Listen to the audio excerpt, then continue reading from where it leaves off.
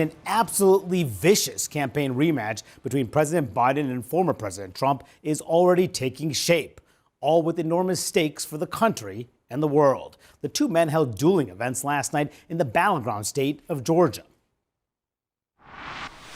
But we all know Donald Trump sees a different America. An American story of resentment, revenge, and retribution.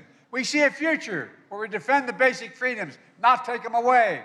We see a future where we reward work, not just wealth. A future for all Americans.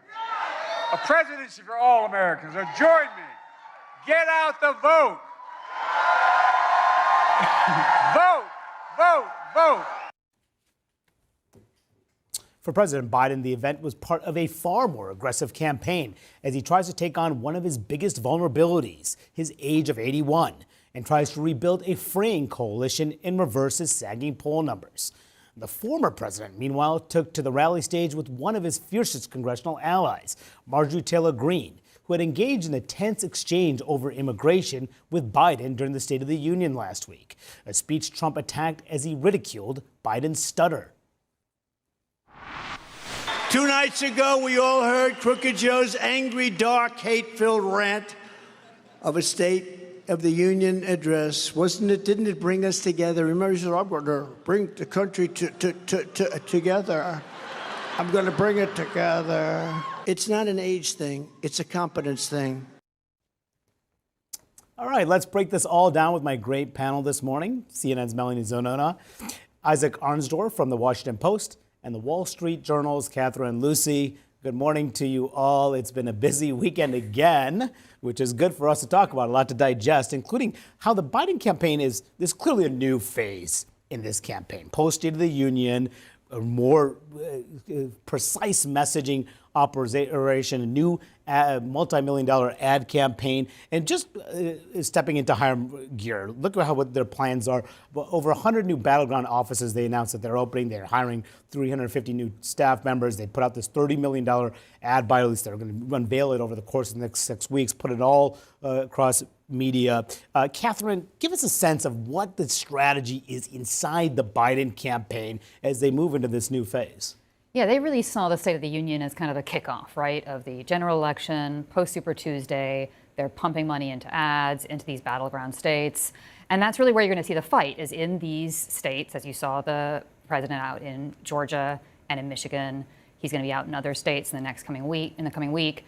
And they're really trying to do a couple things, but I think 2 key things. One is they're trying to address the age thing head on. You see in this ad, they're trying to say, look, age is experience. I'm able to do things for you because of my age, because of my background. And then they're really trying to draw this very sharp contrast with Donald Trump and talk about how they see his policies as dangerous. You saw the president saying he'd be a dictator, that he's going to threaten your freedoms. And they're going to talk a lot about key freedoms like voting rights and abortion. Yeah, and look, we saw that you mentioned the ad that came out just yesterday. They announced this as part of this massive ad buy and taking on the issues that voters say they're concerned about, the president's age. Look, I'm not a young guy. That's no secret. But here's the deal.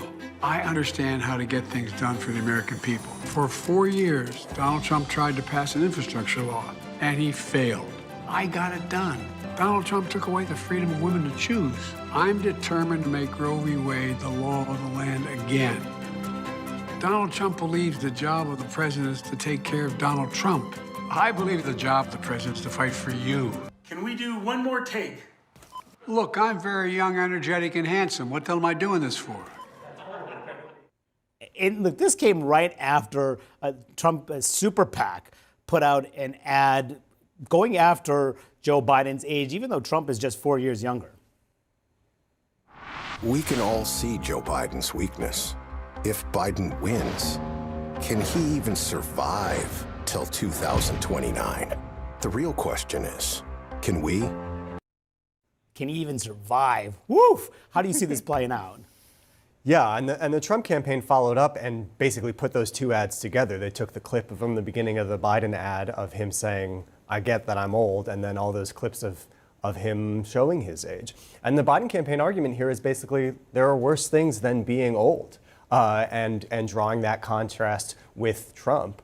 And it's interesting to hear the way that Trump talks about it as well when he says, well, this isn't about age is just a number. This is about something else, because they're very aware, and Trump himself is very aware, that he's not that far behind Biden. Exactly. And meanwhile, Trump is, as we know, has so many legal issues that are going to be a major factor as we head into the campaign season. They hope it's not. They want to delay, of course, those criminal trials. They may be successful. We'll see how all this ultimately plays out. But then he's got the civil issues in too, as well as the $91 million bond that he had to post on Fridays. He appealed that judgment in the case against him in the E. Jean Carroll case in New York. He was found liable for both sexual abuse and defamation in 2022. And defamation, just remember that, because last night, Trump at this rally brought it up, and we'll see if that leads to any legal issues for him.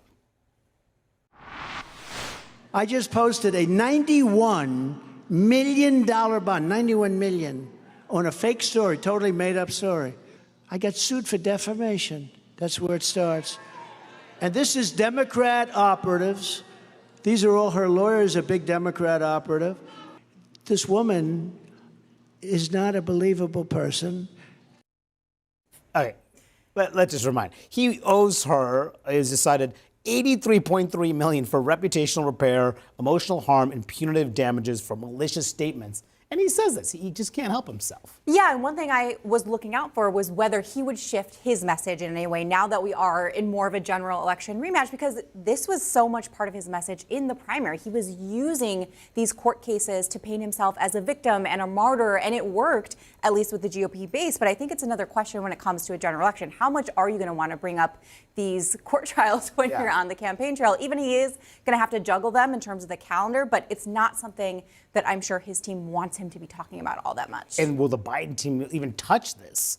You know, especially they're not. Why? I mean, so far they haven't. The president has not wanted to go there. You could see this from, outside groups or Democrats, but I think the Biden team really wants to focus on the policy contrast, and that's really what you're going to see is them continue to make this argument about here's what another Donald Trump term would look like compared to what another Joe Biden term would look like. It was notable, though, that Biden was campaigning miles away from Fulton County, where Donald Trump is facing criminal charges. So it does seem like they're trying to acknowledge it in some ways, even if they're not addressing it. Yeah. And we're seeing them just side by side more, right? We saw them both down at the border also. So you're going to see more of these moments where they're thrust together. And meanwhile, the Biden team is dealing with, and Trump really, the threat of third-party candidates, the independent candidacy of RFK Jr., qualifying for a pair of battleground states, actually Michigan in particular. That one is going to be a big battle in November. In Nevada, New Hampshire, and Hawaii, the campaign says they met the signature threshold to qualify. In Michigan, South Carolina, Georgia, and Arizona, they say they've met enough. The Super PAC also says they've met enough to qualify. How big of who does RFK Jr. pose a bigger threat to, Trump or Biden? This is an ongoing debate.